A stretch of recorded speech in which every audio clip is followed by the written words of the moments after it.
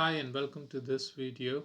This is the last video in this lecture, and in this video we are going to look at a very different kind of a disability.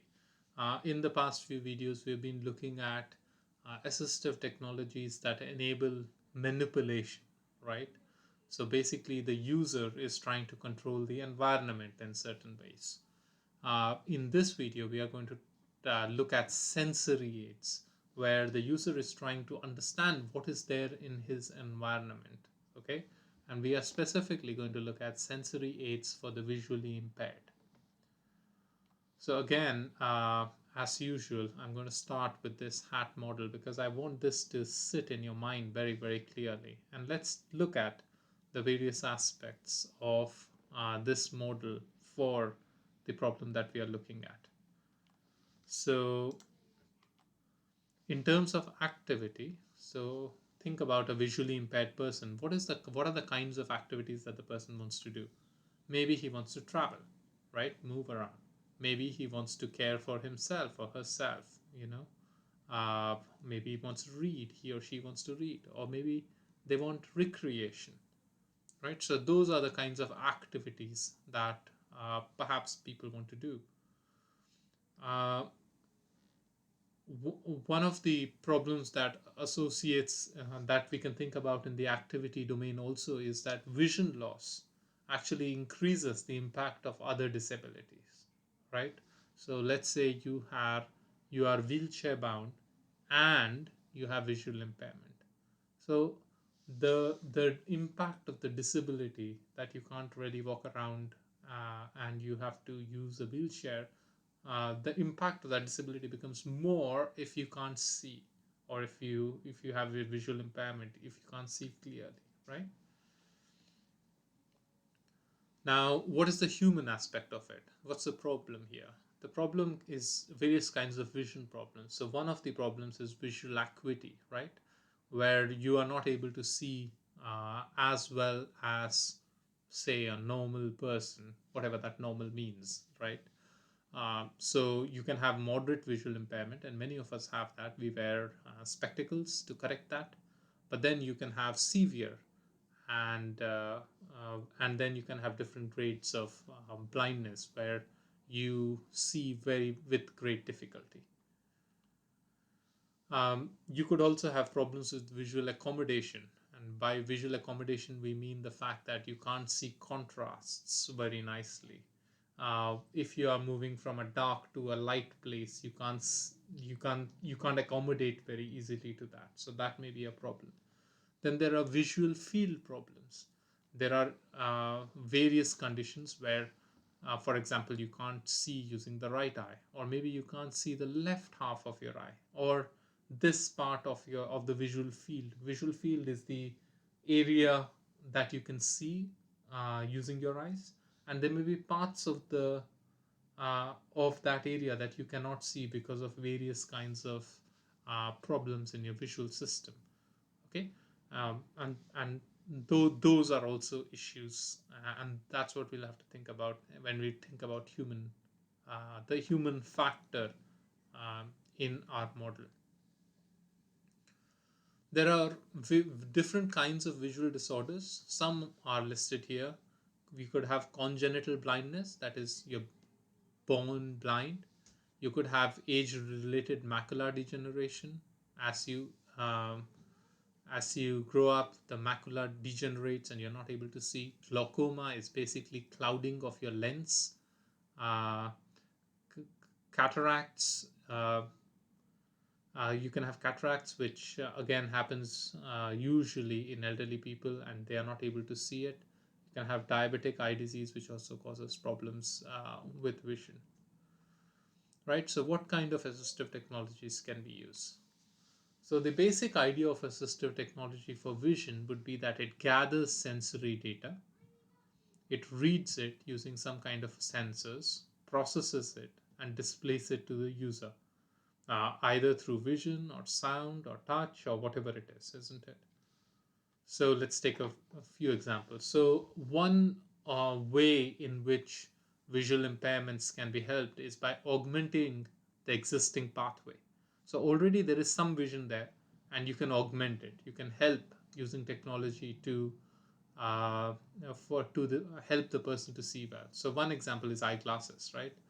Uh, you could also have you could also think about how you have field limitations. There are certain parts of areas which you cannot see because of some kind of problems in the eye, and you could use, for example, mirrors or some other kinds of things to basically um, increase your field of vision. Okay. Similarly, you can increase the kind of color spectrum that you can see by wearing some kinds of glasses or some kinds of visual aids, and therefore increase the frequency that you can see. You could also use alternative sensory pathways.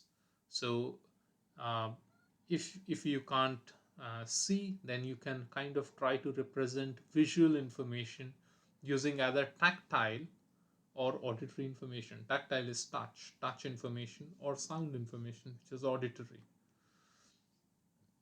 Of course, there are problems associated with it, right? Because visual information is essentially spatial in character, right? You see things in three dimensions, you see things in depth and in different points in space, while auditory information, it has a little bit of a spatial characteristic, but most of it is temporal, right? So how do you convert the spatial information into this temporal information? Difficult, but people have attempted it. So for example, think of this stereo toner. This consists of a LED, or let's say some kind of a camera, and the camera detects the text on the page and converts it into some kind of sound. Okay, and people have tested it, and for some people it works brilliantly. People are able to understand what is written on the page, and some people just don't know what to do with it. Okay, so it's not been a real success there. You could also encode visual information as tactile information, right? Tactile is touch information, and touch information is both temporal and spatial. And you could use that as well. Now let's look at various activities. So, what kind of visual aids can you use to help you read if you have a visual impairment? Of course, you can have optical aids. You can have kind of glasses, magnifiers, field expanders, and those kinds of things. Or you could have non-optical aids where you have enlarged prints, you have very high intensity lights, you have objects that are of high contrast. Or you could have electronic aids where you have projectors, CCTVs, and things of that kind that help you to read better. Right, here are a few examples of optical aids, and I'm sure you know what these are. You can have electronic aids where, for example, here there is a reader which displays the screen on a computer, but it magnifies the text so that you can read it very easily. You could have braille, for example, where you are converting the written word into some kind of touch form, right? And here are some letters. A braille cell is basically six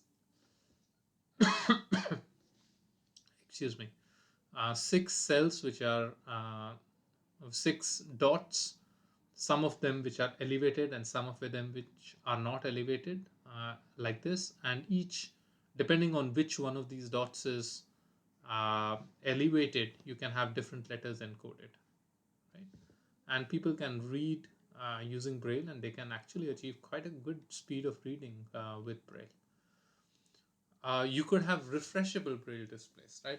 In the in the past, we used to have only these embossed sheets, which you can where the sheets are printed in braille. But now you have these refreshable braille displays where you can actually read, and the text can change depending on what you're reading. And as they refresh, people can keep reading, let's say line by line, a web page or something of that kind. You could have braille note takers and organizers.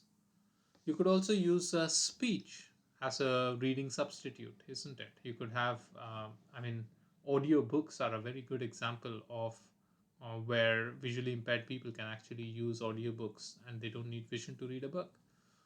You have also got these equipment that can actually automatically read text for you. So you have technology where you can actually have the text uh, being given, it's been recognized and converted into speech, and you can listen to it.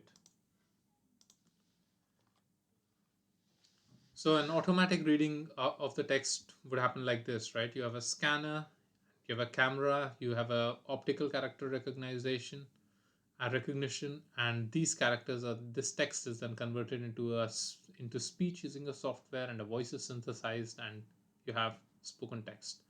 You could also convert the text into braille and give it to a refreshable braille display where people read it using using touch instead of sound. So either way, you can have a reading that is happening. There are various ways in which blind people can actually access mainstream technologies, graphical user interfaces, and screen readers. Uh, even so, for example, in Windows, you have this mode where the Windows actually reads out the icons on the screen so that you can then select what you want to do uh, with the interface. Mobility is another activity that is important for people with visual impairments, right? And one of the classic solutions to mobility is using canes. So people who have visual impairment, people who are blind, basically use a cane and they just move it in front of them and they keep walking, right? And one of the advantages of that is that this is very low cost and very, very simple to use. People have talked about electronically augmented canes, where you have ultrasound or different kinds of sounds that detect various kinds of things and are able to tell you, give you more information, right, essentially. Excuse me. I wanted to show you this video, which is of this technology, which I think is very, very interesting. Just take a look. Introducing Allcam My Eye, the most advanced wearable AI for vision impairment. The tiny device magnetically snaps onto the side of glasses and instantly reads text to you from any surface. All you have to do is point. White chocolate cookies. Allcam's innovative smart reading feature works instantly and discreetly. Start smart reading. Read me the headlines. Found 2 headlines. First result, or can my eye to name 2 times listed 1. Second result, Genesis Prize Foundation. Read me first article.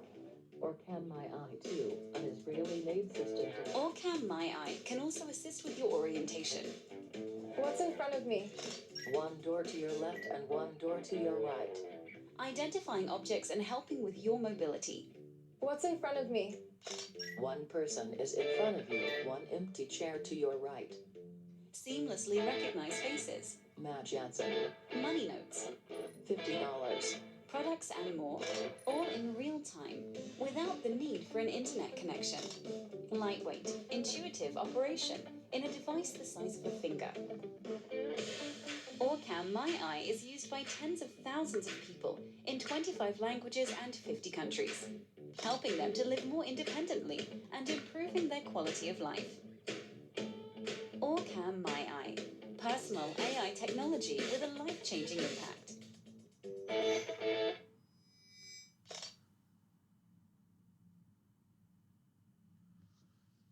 Great. So there's an example of a very, very interesting medical device, isn't it?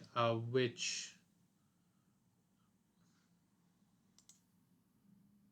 can do the things that we were looking at in the previous cases. So technology can really help. But at the same time, you can see that there were certain things that you think, that may not be really helpful to a person who has visual impairment, but maybe it does. So again, it depends on the person who's using it, isn't it? You could also have GPS based mobility aids, where you are using GPS, you're able to tell a person where to go and how to go and where to walk and those kinds of things. Um, let's So, for example, you have this proposed navigation system where you have where this person is wearing a mobile device with a compass and a GPS receiver, and he is getting location information from the cloud, and he is able to kind of have a camera module on his eyes to kind of detect what is in front of him, and he's able to therefore walk around quite independently. Right, and you have all these features which the Orcam I had that you can use as well.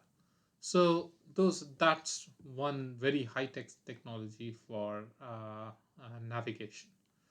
So in the slides, we looked at various ways in which people can do different activities, even though they have visual impairments. Some of the solutions were reasonably low technology, some of them were very high technology. But remember, the point is, as we are thinking about giving assistive technology to people, we need to think about the human element, the activity that they want to do, and the context in which they are going to do that. And keeping these things in consideration, then you can select and help people to use an appropriate assistive technology.